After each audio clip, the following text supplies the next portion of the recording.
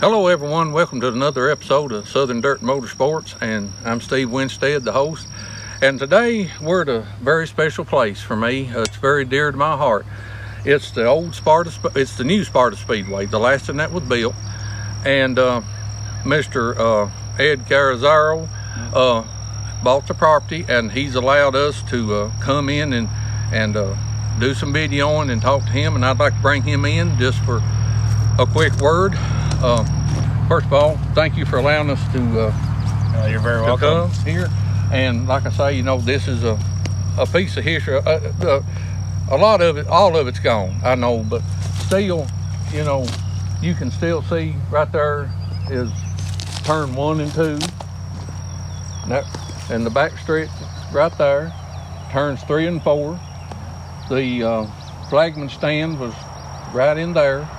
And Charles Young flagged here too, the best I remember. Some grandstands is right there. A lot of neat history here. A lot of things happen. Seen a lot of great drivers here race. Earl Lawrence, BK Luna, Earl Newby, Larry DeLong. The names just go on and on. Seen Mike Luna race here some, and I'm just tickled beyond words that you allowed us to come here. I'm thrilled to have you guys come and video, and I'm super excited to learn about this track that I inadvertently purchased.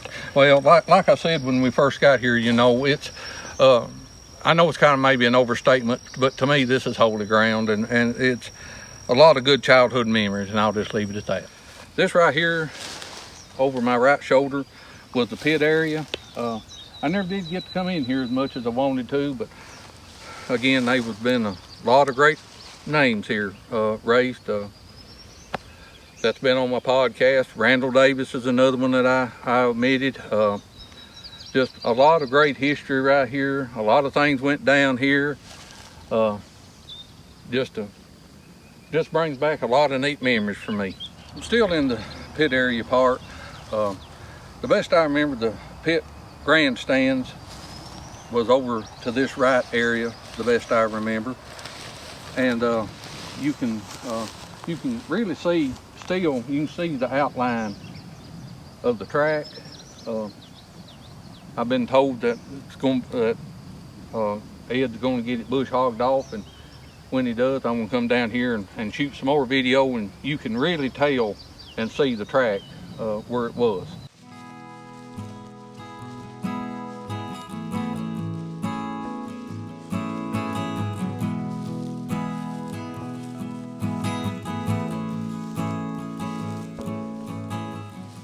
Well, we walked from the pit area down to entering turn 4 here, and you can see real good the outline of the track.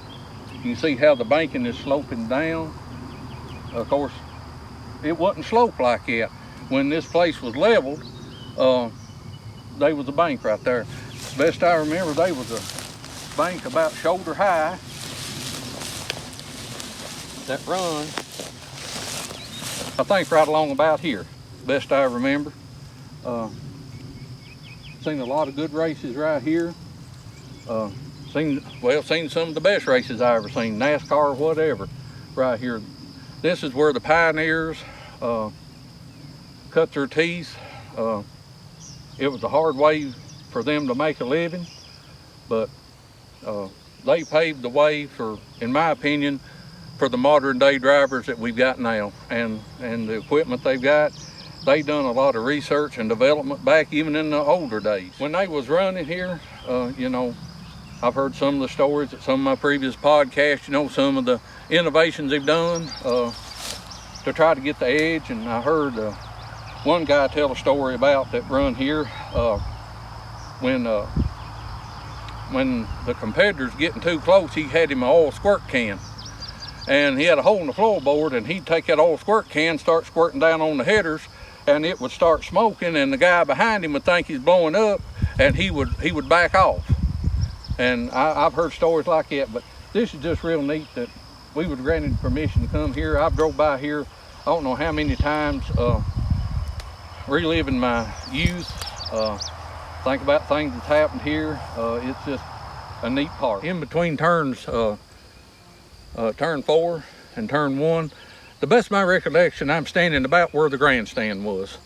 And there was a red clay wall here, and the track was red clay. It was bad about drying out. It would get dry slick real quick. Some drivers liked that, some didn't. And like I say, the fence is right here, and then right in here was the grandstand area. You had an area that the seats were just might near on the ground. The first year this was built, they just stuck some telephone poles in the ground that was just so long and nailed 2x6s on them. And the fans didn't like that, so they took and made some stands out of concrete block and 2x6s. And you can guess where I sat at, going into turn 1. And we couldn't record this without thinking and mentioning about the worst wreck I think has ever happened here. It was one Saturday night. Mr. Gene Wood come off number 4 turn, hooked the bank, went into a barrel roll, and went over the fence and landed in the, well, went through the fence, I'm sorry, went through the fence and landed in the road. And people that was here that night, they'll tell you the same thing. It was an awful wreck, and it would be amiss for me not to mention it, us being here.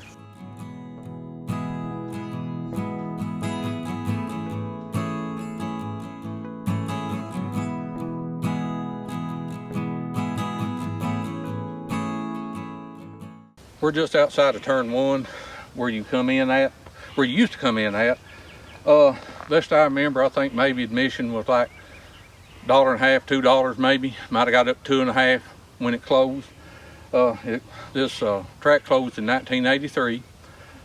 Right here is where the ticket booth used to be, where you paid to get in.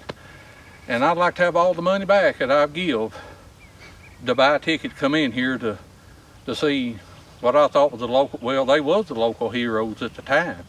You know, like I said before, you know, the drivers that was here that competed, they were bigger than any NASCAR drivers around here. You know, they were the heroes. You had people that would come to, you had one section of people that come to watch the fights, and then you had the other part of the people cheering for their driver. So it was good times. It's good times gone by, and times change, and it's gone forever. And right here was the gate you come through, and I've seen cars out here lined up, 20 cars bumper to bumper trying to get in here. This was a neat place. It's been a lot of my childhood right here on Friday, Saturday nights, and if it's rained out, Sunday evenings. Well, this is the pit entrance. Back when it was in operation, I didn't get to come in here that much, maybe 2 or 3 times, but you know, just driving down this, thinking of all the drivers that has been through here that's not with us no more, and you know, the ones that is still with us, it just, you know, it brings back a lot of good memories for me. I just might you're speechless. I growed up not far from here, and you know, and right here is where the pits used to be. Used to be on the back stretch, and there was a gentleman, I forgot his first name, I believe his last name was Brown, was standing there at the edge of the track, and a tire come off a car and hit him and killed him. And best I remember, it was right in there. But after that, they moved the pits over to turn 4, where it would be more safer.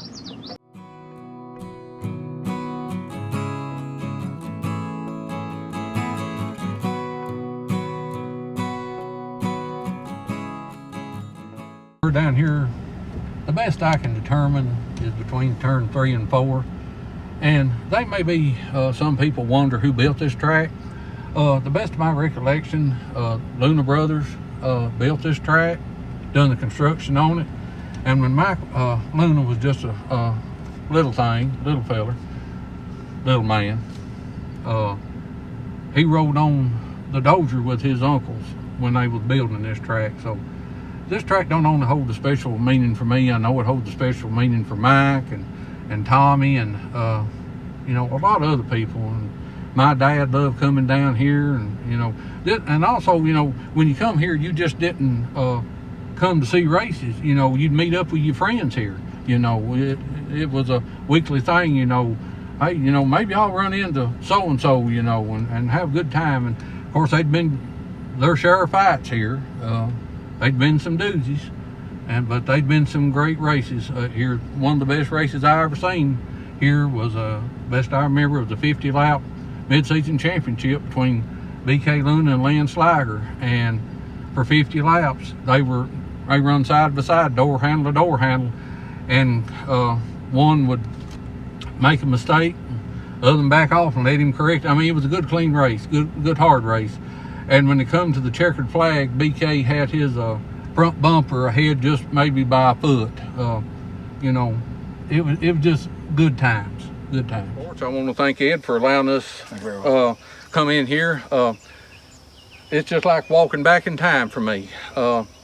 It's nostalgic for me, and when you bought this, you didn't realize what you was buying, did you? Not a clue. Not a clue. It's a neat place still to visit. Everything is pretty much gone from it, but the memories will always linger. And we'd like to come back sometime and do a little bit more. Anytime. All righty, appreciate it. We're at, yeah. And for Stephen Fields, this is Steve Winstead for Southern Dirt Motorsports, a production of GLW Enterprises of Tennessee. Thank you for joining, and we'll see you next time.